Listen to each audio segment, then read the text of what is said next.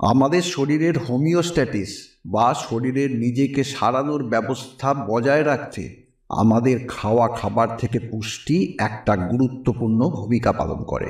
এই পুষ্টির ভেতরে আছে নানা ধরনের ভিটামিন, মিনারেলস। ভিটামিন বা মিনারেলস যাই হোক না কেন, প্রতিটা পুষ্টির একটা অনন্য কার্যকারিতা রয়েছে, যার ভেতর কোনো একটার ঘাটতি হলে শরীরের বাইরে প্রথমে কিছু সতর্কতামূলক চিহ্ন দেখা যায়, যেটাকে আমরা বলতে পারি রোগের পূর্বাভাস বা রোগের সিগন্যাল। আমরা প্রত্যেকেই এই সিগন্যালগুলোর সাথে কম বেশি পরিচিত হলেও আমরা পাত্তা দিই না। কিন্তু শরীরের পুষ্টির ঘাটতির এই সিগন্যালগুলো দেখেও আমরা যদি গুরুত্ব না দিই, তাহলে আমাদের শরীরকে শুধু অসুস্থই করা হবে না, তারই সাথে দীর্ঘমেয়াদী রোগও সৃষ্টি হবে। আমাদের শরীর পৃথিবীর সব থেকে আশ্চর্য আধুনিক দামি যন্ত্র, যেটা কোনোভাবেই নকল করা যায় না। আমাদের অভিজ্ঞতায় আমরা জানি ইলেকট্রিকের ক্ষেত্রে সামান্য ভুল হয়ে গেলে ফিউজ উড়ে গিয়ে নিমেষে ইলেকট্রিক বন্ধ হয়ে যায়। কিন্তু আমরা শরীরের ওপর কোনো ভুল কাজ বা অত্যাচার করলেও আমাদের শরীর আমাদের সতর্ক না করে হঠাৎ বন্ধ হয়ে যায় না। সব সময় আমাদের শরীরের বাইরে বিভিন্ন ছোট ছোট সিগন্যাল থেকে আমরা বুঝতে পারি যে শরীরের ভেতর কোনো গণ্ডগোল হয়েছে, শরীরের কিছু সংশোধন করা দরকার। আপনাকে শুধু জানতে হবে সিগন্যালগুলোর মানে কি, যা আজকের ভিডিও থেকে জানতে পারবেন। আজকের ভিডিওতে আমি আপনাদের সাথে আমাদের শরীরের কিছু সিগন্যাল, লক্ষণ ও চিহ্ন নিয়ে আলোচনা করব, এবং আজকের ভিডিওটা পুরো দেখার পরে আপনি নিজেই বুঝতে পারবেন এবং সতর্ক হতে পারবেন যে আপনার শরীরে কোনো রোগ বাসা বেঁধেছে কিনা বা কোনো রোগে আক্রান্ত হওয়ার সম্ভাবনা আছে কিনা। অতএব বুঝতেই পারছেন আজকের ভিডিও খুব গুরুত্বপূর্ণ। তাহলে আর দেরি না করে শুরু করা যাক আজকের ভিডিও।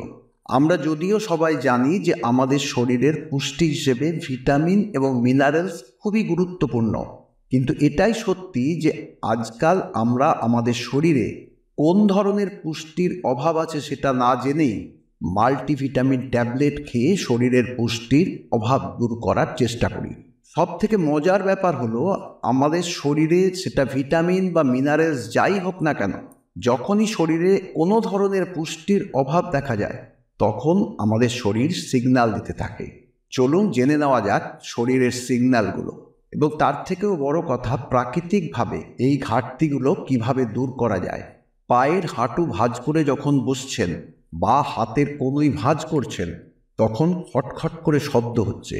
আপনার উত্তর যদি হ্যাঁ হয়, তাহলে আপনার শরীরে ক্যালসিয়ামের ঘাটতির লক্ষণ স্পষ্ট। কারণ আপনি জানেন হাড় এবং দাঁতের জন্য ক্যালসিয়াম কতটা জরুরি। ক্যালসিয়ামের অতিরিক্ত ঘাটতি শরীরে বাতের সমস্যাও তৈরি করতে পারে। তাহলে ক্যালসিয়াম ট্যাবলেট কেনার জন্য পয়সা খরচ না করে এবং ক্যালসিয়াম ট্যাবলেট না খেয়েও ক্যালসিয়ামের ঘাটতি দূর করার সবথেকে কার্যকরী উপায় হলো ব্রেকফাস্টের আগে 1 চিমটে চুন 1 গ্লাস জলের সাথে মিশিয়ে 3 মাস একটানা খেলে আপনি অবাক হয়ে যাবেন যে হাঁটু বা কনুইয়ের খটখট শব্দ একেবারে চলে গেছে। চুন আপনি সহজেই আপনার এলাকায় পেয়ে যাবেন খুব কম পয়সায়, এবং চুন ক্যালসিয়ামের ঘাটতি মেটাতে যে সবচেয়ে কার্যকর, সেটার প্রমাণও আপনি পেয়ে যাবেন। ব্রাশ করার সময় আপনার মাড়ি থেকে রক্ত বেরোলে শক্ত কিছু দাঁত দিয়ে চিবিয়ে খেলে ঠোঁটের পাশে কেটে যাওয়ার মতো অবস্থা তৈরি হয়। আপনার জিভে প্রায়ই ফোস্কার মতো পড়ে। এতে আপনি বুঝবেন যে আপনার শরীরে ভিটামিন সি দরকার। মাড়ি থেকে রক্ত পড়া শরীরের এই সিগন্যালকে একটা খুব সাধারণ সমস্যা মনে করে বেশিরভাগ মানুষই পাত্তা দেয় না। মাড়ির কোষের স্তরে কিছু ঘটেছে, যার জন্য রক্তপাত হচ্ছে। অপেক্ষা না করে এটা দ্রুত সারিয়ে ফেলা উচিত, কারণ পাত্তা না দিলে এটা রক্তনালী সিস্টেমের একটা গুরুতর সমস্যা হয়ে উঠতে পারে। ভিটামিন সির অভাব মেটানোর জন্য সবচেয়ে ভালো উপায় হিসেবে আপনি সারা বছর আমলকি আপনার খাবারের তালিকায় অবশ্যই রাখবেন। আমলকি রস করে বা পাউডার হিসেবে এবং আচার বা সেদ্ধ করেও খেতে পারেন। এছাড়াও ভিটামিন সি পেতে পারেন লেবু, পেয়ারা, কমলা লেবু এবং ক্যাপসিকাম থেকে। যদি দেখেন আপনার নখ দুর্বল হয়ে ভেঙে যাচ্ছে, বা আপনার নখের পাশ থেকে চামড়া উঠে যাচ্ছে, বা আপনার চুল খুব খসখসে ও শুকনো হয়ে গেছে, বা অকালে চুল পড়ে যাচ্ছে, তাহলে এটা একটা স্পষ্ট ইঙ্গিত যে আপনার শরীরে বায়োটিনের অভাব হয়েছে।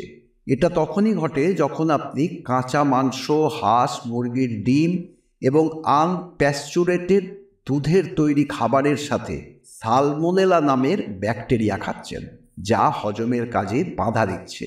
আমাদের পাকস্থলী আমাদের জন্য উপকারী ব্যাকটেরিয়া বায়োটিন তৈরি করে, কিন্তু সালমোনেলা আমাদের জন্য উপকারী ব্যাকটেরিয়া তৈরি করতে পারে না, এবং এই কারণে আগে বলা এই লক্ষণগুলো দেখা দিতে পারে। বায়োটিনের সাধারণ অভাব মেটানোর ভালো উপায় হলো আমাদের জন্য উপকারী ব্যাকটেরিয়ার সংখ্যা বাড়ানো। এই ব্যাকটেরিয়ার সংখ্যা বাড়ানোর জন্য সকালে খালি পেটে টাটকা দইয়ের সাথে 1 চামচ গুড় মিশিয়ে খান। এছাড়াও আচার এবং অ্যাপেল সিডার ভিনিগার বায়োটিনের অভাব মেটায়। বহুদিনের পুরনো বাইরের প্যাকেট খাবার বা প্রোবায়োটিক ড্রিঙ্কসের ফাঁদে পড়বেন না। আপনার নখে যদি এই ধরনের সাদা দাগ দেখতে পান, তাহলে বুঝবেন যে আপনার শরীর জিঙ্ক চাইছে।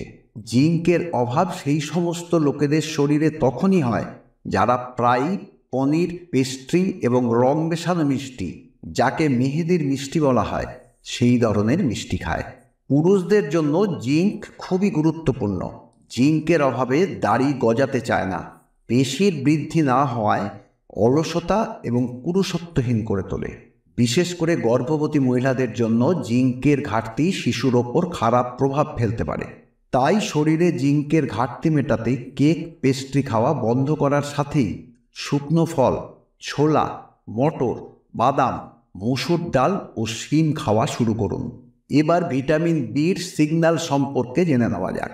আপনার পায়ের গোড়ালি ফাটতে থাকলে, আপনার চোখ লাল হয়ে গেলে, মুখের ভেতর আলসার বা ঘা হলে, ঠোঁটের কোনা ফেটে গেলে আপনি বুঝবেন এটা ভিটামিন সি, ভিটামিন বি3 এবং ভিটামিন ইর ঘাটতির লক্ষণ।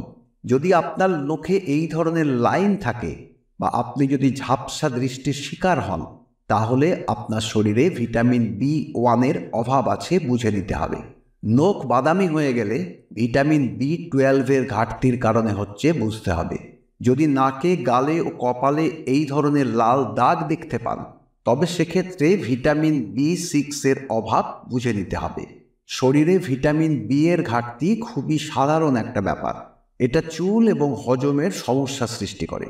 যাদের শরীরে ভিটামিন বির ঘাটতি রয়েছে তাদের শরীরের ব্যথা, অ্যাংজাইটি বা উদ্বেগ এবং বিষণ্ণতার মতো সমস্যার সম্মুখীন হওয়ার সম্ভাবনা থাকে। ভিটামিন বির ঘাটতির প্রধান কারণ স্বাস্থ্যের জন্য খারাপ এমন ধরনের খাবার খাওয়া, যেমন pizza, burger, singara, pakora, donuts, pastry, chips, Kurkure, biscuit, চানাচুর এবং চকলেট। এবার নিশ্চয়ই জানতে চাইবেন তাহলে খাবেনটা কি? এর উত্তর হলো যতটা সম্ভব বাড়িতে রান্না করা খাবার খান, বাকিটা আপনার শরীর সামলে নেবে। যদি দেখেন আপনার মুখ হলুদ হয়ে যাচ্ছে, বা আপনার নখের গোলাপি ভাব ফ্যাকাশে হয়ে যাচ্ছে, বা আপনার ঠোঁটের রং ফ্যাকাশে হয়ে যাচ্ছে, তাহলে এগুলো হলো আপনার শরীরে আয়রন ও হিমোগ্লোবিন কমে যাওয়ার সিগন্যাল। আয়রন ও হিমোগ্লোবিন একে অন্যের সাথে সম্পর্ক আছে, কারণ রক্ত তৈরির জন্য শরীরে আয়রন প্রয়োজন হয়। অতিরিক্ত কোনো খরচ না করে আয়রনের ঘাটতি দূর করার সবথেকে ভালো ও সহজ উপায় হলো রান্না করার জন্য লোহার কড়াই ব্যবহার করা শুরু করুন। এছাড়াও বিট, গাজর, বেদানা, ভুট্টা, আপেল এসবই শরীরে হিমোগ্লোবিনের মাত্রা বাড়ায়। এরই সাথে বডি ম্যাসাজ এবং ব্যায়ামও শরীরে হিমোগ্লোবিনের মাত্রা বাড়াতে খুব ভালো কাজ করে। এরকমই আরেকটা সিগন্যাল হলো নখের ওপর লম্বা লম্বা লাইন, চোখের ভ্রুর লোম উঠে যাওয়া এবং চোখের নিচের অংশ ফুলে যাওয়া। এই সমস্যাগুলোর মূল কারণ হলো থাইরয়েড গ্ল্যান্ডের সমস্যা। থাইরয়েড গ্ল্যান্ড আমাদের হজমের কাজকে কন্ট্রোল করে এবং কিভাবে আপনার শরীর প্রোটিন এবং চর্বি ব্যবহার করবে সেটাও কন্ট্রোল করে। তাই থাইরয়েড গ্ল্যান্ডে যদি সমস্যা হয় তাহলে শরীরে পুষ্টির ঘাটতির কারণ হতে পারে। মহিলাদের মধ্যে হরমোনের পরিবর্তন বেশি হওয়ায় এই ধরনের সমস্যা হওয়ার সম্ভাবনা মহিলাদের ক্ষেত্রে বেশি থাকে। এই সমস্যা থেকে মুক্তি পাওয়ার জন্য অনেক কিছু করা যেতে পারে। বাড়িতে তৈরি টাটকা খাবার খাওয়া এবং নিয়মিত ব্যায়াম করা। যদি আপনার নখ অমসৃণ থাকে বা রাতে দেখতে অসুবিধে হয়, তাহলে এটা ভিটামিন এর ঘাটতি হিসেবে ধরে নেওয়া হয়। ভিটামিন এর ঘাটতি হতে পারে লিভারের সমস্যার জন্য। এই কারণে কেউ কেউ প্রতিদিন শাকসবজি খেলেও শরীরে ভিটামিন এর অভাব থেকে যায়, কারণ তাদের লিভার সেই পরিমাণ পিত্তরস তৈরি করতে পারে না, যার জন্য ভিটামিন এ ভেঙে শরীরে শোষণ করানো সম্ভব হয় না।